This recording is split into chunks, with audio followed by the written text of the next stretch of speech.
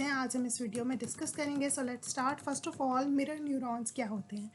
ठीक है जी, it refers to the neurons that fires both when an animal acts and when the animal observe the same action performed by another.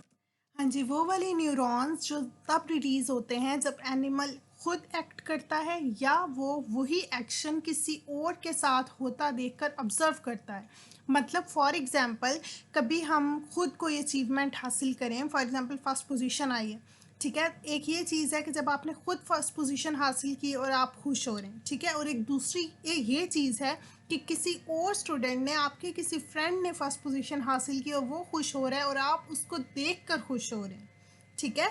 मतलब ये वाले neurons जो तब रिलीज़ हुए थे जब आपने खुद वो एक्ट किया था, लेकिन वही न्यूरॉन्स फिर रिलीज़ हुए जब आपने किसी को वो एक्ट करते देखकर ऑब्जर्व किया।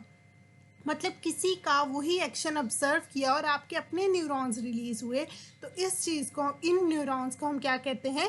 Mirror neurons. मतलब ये न्यूरॉन्स वो वाले न्यूरॉन्स जो तब रिलीज हों जब आप किसी के एक्शन को ऑब्जर्व करें, सेम एज जैसे वो एक्शन आपके साथ हुआ हो। ठीक हो गया। इन न्यूरॉन्स को हम क्या कहते हैं? Mirror neurons. मतलब ये क्या करते हैं कि सामने वाले के माइंड को मिरर करते हैं, कि जो उसके माइंड में चल रहा है आपके माइंड में भी हू बहू एज अ मिरर आपके माइंड में भी वही चलने लग जाए और फिर आपके न्यूरॉन्स रिलीज हो जाएं। उन न्यूरॉन्स को हम क्या कहते हैं? Mirror neurons. ठीक है। फॉर एग्जाम्पल, दूसरा शख्स पेन में है, वो पेन फील कर रहा है और आप भी, वो रो रहा है और आप उसकी पेन को देखकर आपके भी आंसू आ जाएं। मतलब क्यों? हालांकि आपको तो पेन नहीं हो रहा, लेकिन आपके मिरर न्यूरॉन्स रिलीज हो गए उसकी पेन को देखकर, उसकी पेन ऑब्जर्व करके। तो उन न्यूरॉन्स को हम क्या कहते हैं? Mirror neurons. ठीक हो गया।